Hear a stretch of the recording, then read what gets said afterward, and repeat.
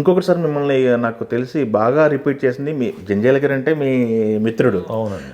దాని తర్వాత రాజమౌళి గారు ఎక్కువ సినిమాలో ప్రతి సినిమాలో మిమ్మల్ని రిపీట్ చేశారు. అది దానికి కారణం ఏంటంటే రాఘవేంద్ర గారి సినిమాలు చూస్తుండేవాడు నేను అంతకుముందు. రాఘవేంద్ర గారి సినిమాల్లో రాఘవేంద్ర గారి శిష్యుడు కదా ఆయన. ఓకే, అప్పటి నుంచి పరిచయం అది. అక్కడి నుంచి యాడ్స్ తీయమని రాజమౌళి గారికి ఇచ్చారు రాఘవేంద్రరావు గారు. అవును. పార్టీ అందులో క్యారెక్టర్ నాకు ఆఫర్ చేశారనమాట. అప్పటిదాకా రాజమౌళి గారు నాకు తెలియదు, నేను ఆయనకి తెలియదు. ఓకే, అక్కడ 2-3 యాడ్స్ చేసిన తర్వాత శాంతినివాసం అనే ఒక సీరియల్ చేశారు. ఆయన డైరెక్టర్గా ఆయన చేసి ఆ సినిమా అంతా చేసాము. అదే ఆ సీరియల్ అంతా. ఆ సీరియల్ తీసినప్పుడే స్టూడెంట్ నెంబర్ 1 ఆఫర్ వచ్చింది ఆయనకి. రాఘవేంద్రరావు గారు రాజమౌళి గారికి చేయమని ఆయన ఇచ్చారు. ఆ సినిమాలో కూడా మొట్టమొదటి ఆఫర్లో ఉంది నాది. మధ్యలో అమెరికా వెళ్ళటం వలన ఆ వేషం పోయిందిలే, అయ్యే పాపం ఈయన దగ్గర వేషం పోయింది అనుకున్నాను. Okay okay. కానీ ఆ తర్వాత మళ్ళీ నేను అమెరికా నుంచి వచ్చిన తర్వాత కూడా గుర్తుపెట్టుకుని ఆయన నన్ను పిలిపించి మళ్ళీ వేషం ఇచ్చారు. అప్పటి నుంచి అన్ని సినిమాల్లో కంటిన్యూ చేశారండి. 1-2 తప్పితే అన్ని సినిమాల్లోనూ కంటిన్యూ. మొన్న బాహుబలి దాకా RRలో లేను, కానీ అంతవరకు ఏదన్నా నాకు సూట్ అయ్యే వేషం ఉంటే తప్పకుండా ఆయన నన్ను పిలుస్తారు. ఓకే, మంచి జర్నీ సార్, మంచి కాంబినేషన్. కొన్ని కాంబినేషన్స్కి ఉంటుంది.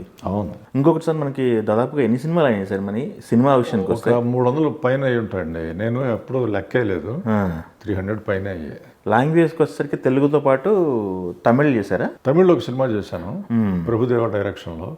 బెంగాలీ 2 సినిమాలు చేశాను. ఓకే, వాసు గారి డైరెక్షన్ అవి. కే వాసు గారు. ఓకే. కన్నడ ఒక సినిమా, 2 సినిమాలు చేశాను. ఓకే. కన్నడ ఒకటి వీరేంద్రనాథ్, ఒకటి కన్నడ డైరెక్టర్ ఎవరు ఆయన. ఓకే. ఉత్సాహంగా ఉల్లాసంగా అనేది వచ్చింది. అవును అవును. అది కన్నడంలో చేసినప్పుడు నేను చేశాను. అవును, ఆ కుర్రోడు చనిపోయాడు కదా, హీరో చనిపోయాడు రోడ్ యాక్సిడెంట్లో. అయితే సార్ మనకి ఈ సినిమాల్లో రాకముందు ఫస్ట్ అసలు డ్రామాలు నటించాలని ఎప్పుడు స్టార్టింగ్ సార్ ఇది? నటించాలని స్టార్ట్ అవ్వడం అంటే మాకు మా నాన్నగారికి చిత్రకళ అనే ఒక సినిమా మ్యాగజైన్ ఉండేదండి. ఓకే. ఆయన ఎడిటర్, దానికి ఆయన ఓనరు. అది విజయవాడ నుంచి వచ్చేది. అంతకుముందు అన్ని మెడ్రాస్ నుంచి వచ్చేవి అన్ని పత్రికలు. అవును, సినిమా అది అందుకని విజయవాడ నుంచి వచ్చిన ఒకే ఒక పత్రిక మా ఫాదర్ది. 1950స్లో. ఓకే. 50స్లో ఒక 6-7 సంవత్సరాలు బాగానే నడిచింది అది. ఆ తర్వాత క్లోజ్ చేయాల్సిన పరిస్థితి వచ్చింది అనుకోండి, ఏదో లాస్ వచ్చాయి, దానివల్ల వచ్చాయి. ఆ పత్రికల్లో వీళ్ళందరూ బొమ్మలు చూడటం, భానుమతి గారు, రామశర్మ గారు, అప్పట్లో రామారావు గారి కంటే ముందు తరం వాళ్ళ నారాయణరావు, నాగయ్య గారు, రామారావు గారు, నాగేశ్వరరావు గారు ఇంతవరకు బాగా చూస్తుండేవాడిని. ఓకే.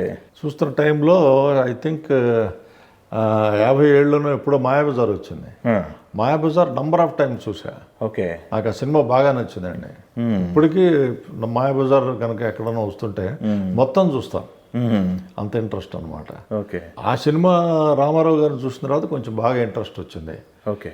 ఇవి కాకుండా అదేంటి అన్నిటికీ ఇంకొక కారణం ఏంటంటే మా విజయవాడ నా స్వస్థలం. విజయవాడలో శ్రీరామనవమి ఉత్సవాలు ఘనంగా చేసేవాళ్ళు. 9 రోజులు చేస్తారండి, ప్రతి పేటలోనూ చేసేవాళ్ళు.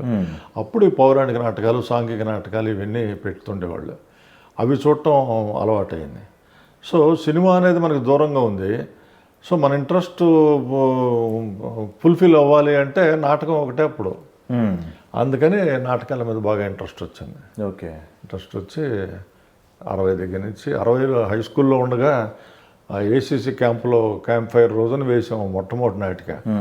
అక్కడి నుంచి చేసుకుంటూ వచ్చానండి. సినిమాల్లోకి రావాలి, సినిమా ప్రవేశం చేయాలి అని చెప్పేసి ఎప్పుడు అనుకున్నారు? ఎందుకంటే మీకు సినిమా ఫ్రెండ్స్ ఎక్కువ ఉన్నారని తెలిసింది. అదే, సినిమాల్లో పనిచేస్తున్న ఫ్రెండ్స్ ఎక్కువ ఉన్నారని. అవునండి. అంటే సినిమాలు చేయాలనేది మాయాబజార్ చూస్తున్నప్పటి నుంచే వస్తుంది. ఎందుకంటే రామారావు గారి వైభవం చూసిన తర్వాత మనకి అంత వైభవం కావాలని అనుకుంటాం కదా. అవును. అందుకని అప్పటి నుంచి వచ్చింది ఆ ఇంట్రెస్ట్, అయితే అప్పటి నుంచి ఉంది. రెండోది, మా పేరెంట్స్ ఎవరు అడ్డు పెట్టలేదండి. అట్లా అని ఏదో రికమెండేషన్ చేసి ప్రోత్సహించడం లేదు. దేనికి అడ్డు పెట్టేవాళ్ళు కాదు. మనకి ఇంట్రెస్ట్ దేని మీద ఉంటే దాని మీదే నడవనిచ్చేవాళ్ళు.